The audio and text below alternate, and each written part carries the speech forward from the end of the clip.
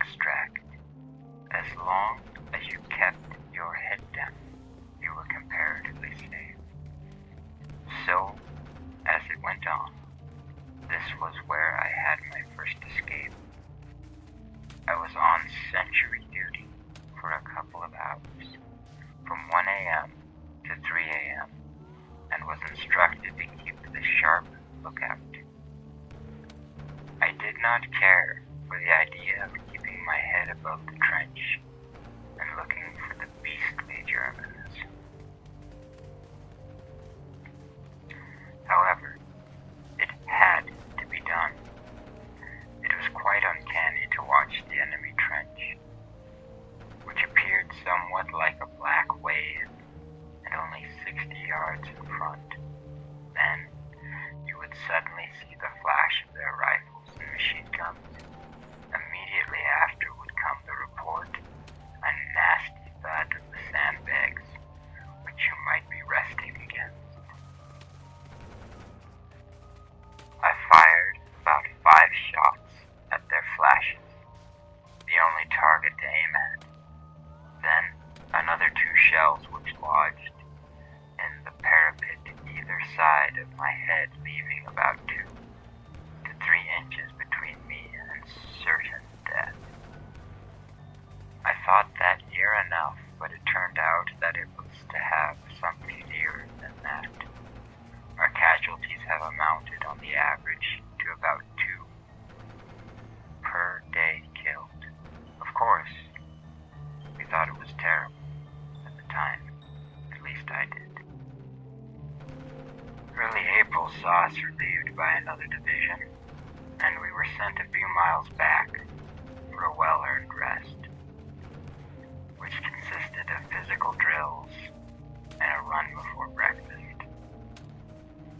The remainder of the morning being spent in platoon drills, musketry drills.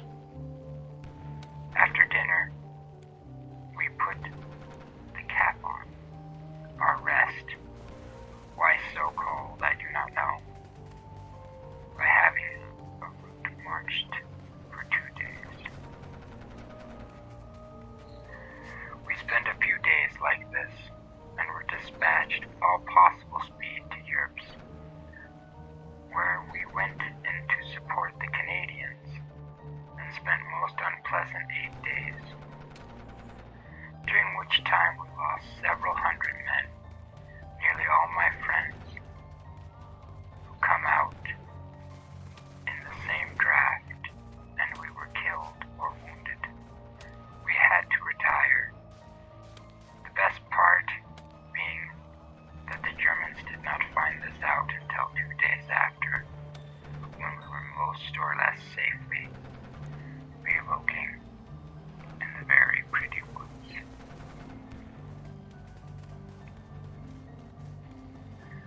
We stayed here for about a week, then we got to work again, digging reserve trenches just behind the front line, building up parapets which had been demolished by the enemy's high explosive shells and such like, working all night and getting what sleep we could in the daytime.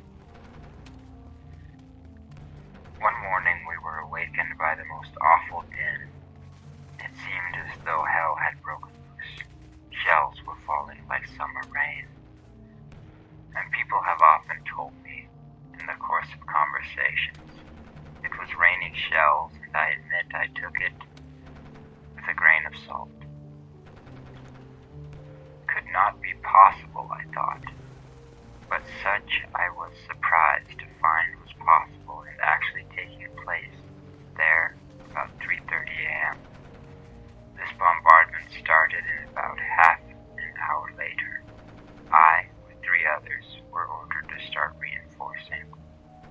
We went up in Boers, it being considered safer that way, half a mile over the open ground we had to do.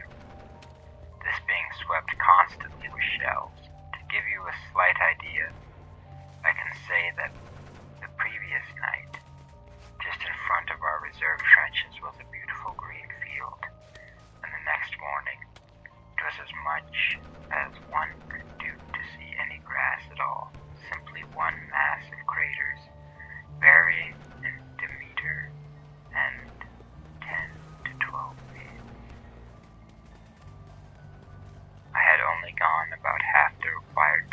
seconds when the shell fell only a yard from where I was.